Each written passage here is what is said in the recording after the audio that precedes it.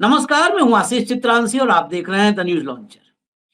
21 जुलाई 2025 वो तारीख जिस दिन जगदीप धनखड़ ने इस्तीफा दिया। धनखड़ सुबह से संसद भवन परिसर में थे, राज्यसभा में बैठे आसन पर, सांसदों से अलग मुलाकात और बात भी की। रात में एकाएक 9:15 के बाद करीब 9:25 पर राष्ट्रपति भवन पहुंचते हैं और इस्तीफा दे देते हैं। इस इस्तीफे पर तमाम उंगलियां उठी, बहुत सारे सवाल खड़े हुए। हमने भी सवाल किए, तमाम पत्रकार साथियों ने किए, अपोजिशन के तमाम लीडरों ने इस पर कई सवाल खड़े किए कि आखिर एकाएक पूरे दिन एक्टिव रहने वाले धनखड़ की सेहत को क्या हो गया, और सेहत खराब है तो सेहत से जुड़ी कोई इंफॉर्मेशन क्यों नहीं आ रही।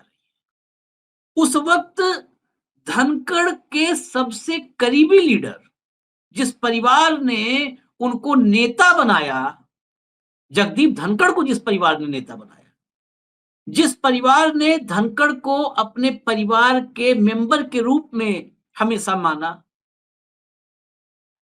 जिस परिवार ने उन्हें सांसद बनाया पहली बार, मंत्री बनाया पहली बार, उस परिवार से बयान आया और उसी नेता ने उसी परिवार के जो सबसे अब कहें कि वारिस हैं जो उस परिवार में पार्टी के, उस नेता ने मोदी और शाह की साजिश की ओर इशारा किया, उस साजिश को खोलने की कोशिश की जो धनखड़ के साथ साजिश हुई थी। अब जो खबर है बड़ी, वो ये है कि जगदीप धनखड़ उसी नेता के घर में शिफ्ट होने जा रहे हैं, उसी नेता के घर में रहेंगे जिस नेता ने इस्तीफे के पीछे मोदी और शाह की साजिश बताई थी।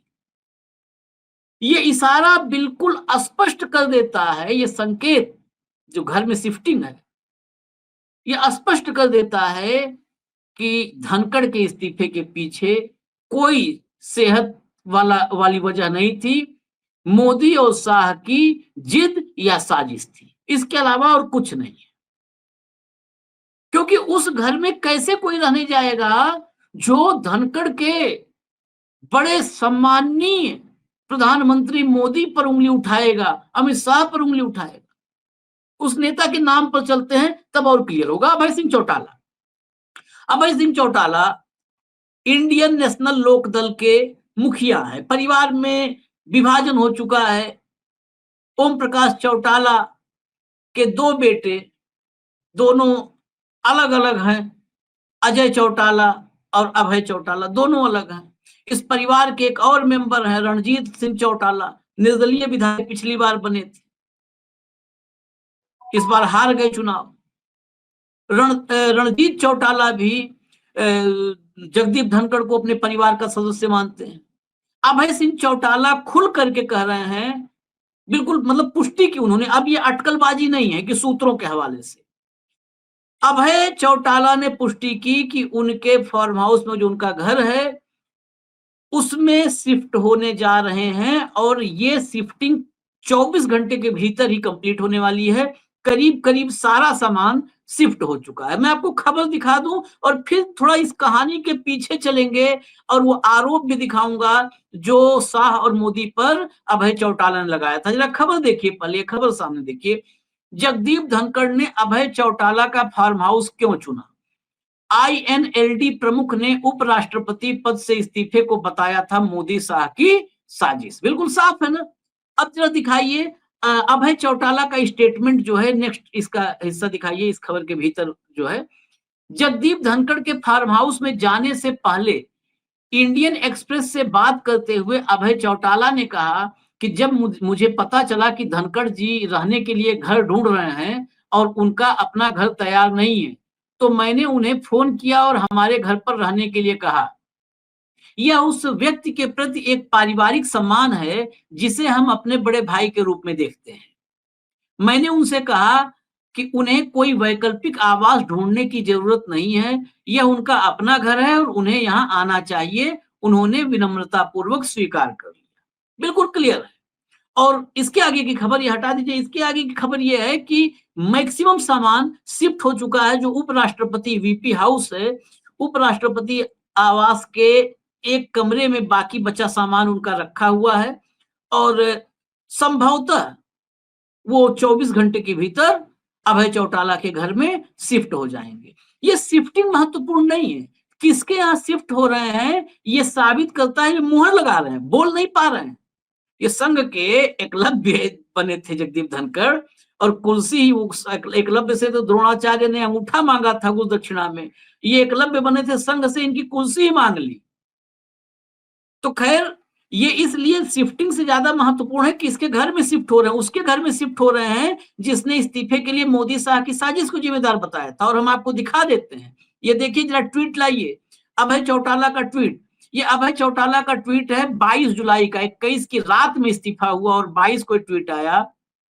जिसने खेत में हल चलाया हो वो जब संसद में सवाल करता है तो कुर्सियां कांप ही जाती हैं।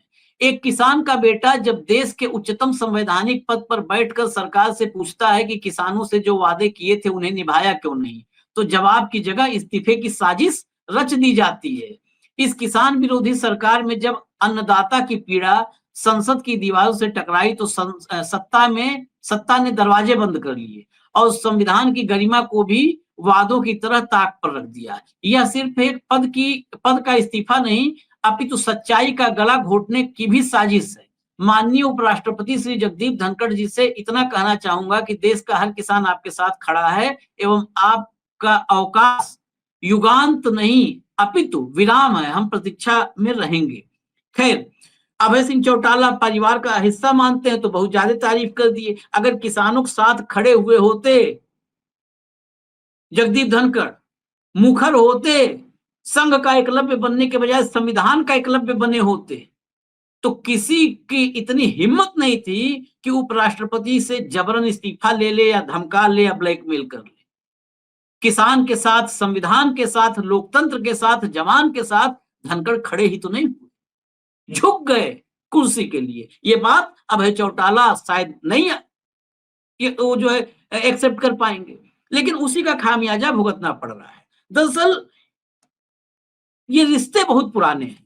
इस रिश्ते में भी जब कहानी पे आए तो इस रिश्ते की कहानी भी जरा समझते हैं। 1989 की बात है जब ताऊ देवीलाल के करीब आए धनखड़। ताऊ देवीलाल यानी अभय चौटाला के दादाजी, उस वक्त हरियाणा के मुख्यमंत्री थे और जाटों के सबसे बड़े नेता थे देश में ताऊ देवीलाल।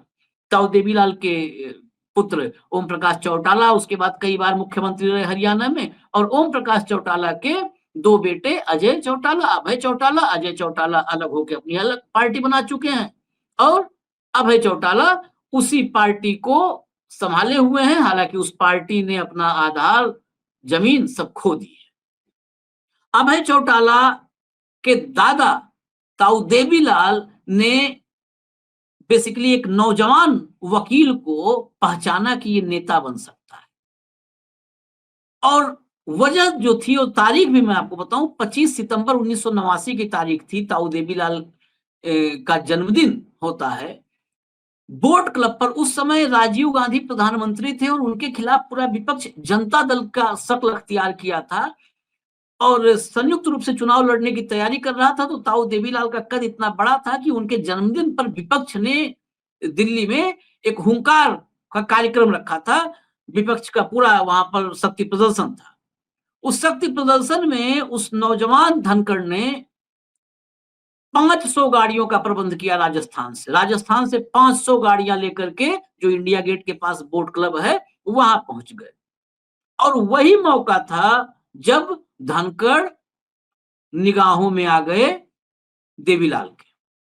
उसके बाद राजीव गांधी हार गए, वीपी सिंह प्रधानमंत्री बने, ताऊ देवीलाल देश के उप प्रधानमंत्री बने, और उसी चुनाव में 89 के में जब जनता दल एकजुट हुआ और चुनाव लड़ा तो उस चुनाव में राजस्थान के झुंझुनू से जनता दल का टिकट दे दिया जगदीप धनखड़ को, और खुद जाकर के ताऊ देवीलाल ने खुद प्रचार किया धनखड़ के लिए झुंझुनू में। मतलब कहते ना कि सघन प्रचार अभियान चलाया पसंद बस वो उस जमाने की राजनीति और लोग ऐसे थे, धनखड़ उनके दिल में आ गए कि हाँ, ये लड़का है तेज। पहुँच गए, खूब प्रचार किया, सांसद बनाया और जब वीपी सिंह प्रधानमंत्री बने, देवीलाल उप प्रधानमंत्री बने, तो संसदीय कार्य राज्य मंत्री बनाया इनको, पहली बार में उस नौजवान को। बाद में मामला बिगड़ गया, वीपी सिंह में और देवीलाल में। वीपी सिंह ने देवीलाल को बर्खास्त कर दिया उप प्रधानमंत्री पद से। उस दौर के अगर धनखड़ को देखें तो ये जो धनखड़ मोदी जी के सामने ऐसे खड़े होते थे, राज्यसभा को वो जो है मोदी की राज्यसभा मान लेते थे। राज्यसभा है वो उच्च सदन है। उसको धनखड़ साहब ने मोदी की राज्यसभा के रूप में चलाया, संचालित किया। लेकिन उस दौर के धनखड़ को देखिए, जो है उन्होंने वीपी सिंह के मंत्रिमंडल से इस्तीफा दे दिया देवीलाल की बर्खास्तगी पर, क्योंकि देवीलाल उनको लाए थे तो उन्होंने इस्तीफा दे दिया। हालांकि वीपी सिंह की सरकार भी ज्यादा चली नहीं, सरकार गिर गई, चंद्रशेखर प्रधानमंत्री बने। चंद्रशेखर प्रधानमंत्री बने तो फिर ताऊ देवीलाल को लेकर के आए, उनकी उनकी कुर्सी पर फिर बिठाया, फिर उप प्रधानमंत्री बने ताऊ देवीलाल। और जब वो उप प्रधानमंत्री बने तो वो फिर धनखड़ को वापस लाए और फिर वही संसदीय कार्य राज्य मंत्री बना दिया। तो ये था सफर। उसके बाद खैर चंद्रशेखर भी ज्यादा दिन रहे नहीं और फिर इनेलो आ गई और जनता दल छोड़ दिया, जो है धनखड़ ने भी। अजमेर से 1991 में चुनाव लड़े कांग्रेस की के टिकट पर, हार गए चुनाव लोकसभा का। फिर 93 में किशनगढ़ से जो है विधायकी का चुनाव लड़े, राजस्थान की राजनीति में चले गए, रम गए और विधायक बने। ये वही साल था जब ताऊ देवीलाल के पोते, जैसे दो पोते हैं अभय चौटाला और अजय चौटाला, उनमें से एक पोते ने वहीं पर नोहर सीट है, वहां से अजय चौटाला वो विधायक बन के आए, नोहर सीट से जीत करके इनेलो के टिकट पे राजस्थान में नोहर से विधायक बने अजय चौटाला। ये वही चुनाव है। और इतना उस परिवार से घनिष्ठता थी कि जब दिसंबर 24 में 21 दिसंबर 2024 को जब ओम प्रकाश चौटाला का निधन हुआ, तो सबसे पहले जो लोग राजकीय अंतिम संस्कार में जो सबसे पहले लोग पहुंचे, उसमें जगदीप धनखड़ पहुंचे, उपराष्ट्रपति थे, पहुंचे। क्योंकि ओम प्रकाश चौटाला के पुत्रों के साथ बंधुवत मतलब भाई वाला संबंध है, तो चौटाला साहब के निधन में ये सबसे पहले पहुंचे और वहां पे बकायदे उन्होंने बताया भी, उस समय बताया था कि 5 ही दिन पहले बातचीत हुई थी फोन पर और ओम प्रकाश चौटाला इनकी सेहत के बारे में चिंतित रहते थे, कि पूछते थे कि ठीक हो, तुम्हारी तबीयत ठीक है, सेहत ठीक है। तो ये संबंध थे। इन्हीं संबंधों की वजह से जो है अब अभय चौटाला ने अपने घर में इनको रहने की व्यवस्था की है और बुलाया है और बाकायदे अब घर में ही जो है उनके रहेंगे ये, इसमें अब कोई संदेह नहीं है, क्योंकि इसकी ऑफिशियल पुष्टि अभय चौटाला ने कर दी है। जगदीप धनखड़ 21 जुलाई के बाद पहली बार वीपी हाउस से बाहर निकले, डेंटिस्ट के पास गए थे और जब डेंटिस्ट के पास गए तो उसके बाद बहुत सारा दर्द ये बाहर आया। अब सवाल ये है कि उस नेता के घर में जा रहे हैं जिसने साफ साफ कहा कि ये मोदी शाह की साजिश है, उस नेता के घर में जा रहे हैं, इसका मतलब मोहर लगा रहे हैं। क्या उस घर में जाने के बाद इस्तीफे का राज खोलेंगे धनखड़? ये सवाल है, क्योंकि अभी तो उपराष्ट्रपति आवास में है, अभी तो चारों तरफ से सर्विलांस में है, पहरे में है। क्या उस पहरे से आजाद हो जाएंगे या पहरा साए की तरह उनके साथ साथ चला जाएगा अभय सिंह चौटाला के आवास में भी, साया बन के पहरा, कि जुबान खुल न पाए जगदीप धनखड़ की। और अगर उस साए से पीछा छुड़ा पाए जगदीप धनखड़, तो क्या वहां जाकर के इस्तीफे के पीछे का सच बताएंगे?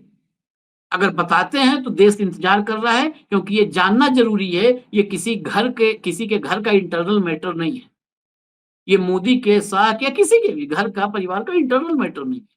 ये देश के दूसरे सर्वोच्च संवैधानिक पद पर विराजमान एक व्यक्ति, वो कैसा भी रहा हो, उसने राज्यसभा में आसन पर बैठकर कुछ भी किया हो, लेकिन उसके इस्तीफे के सस्पेंस और उस पद की गरिमा से जुड़ा हुआ सवाल है। तो इंतजार रहेगा धनखड़ साहब, देखते हैं। मुझे इजाजत फिलहाल दीजिए आप लोग। नमस्कार।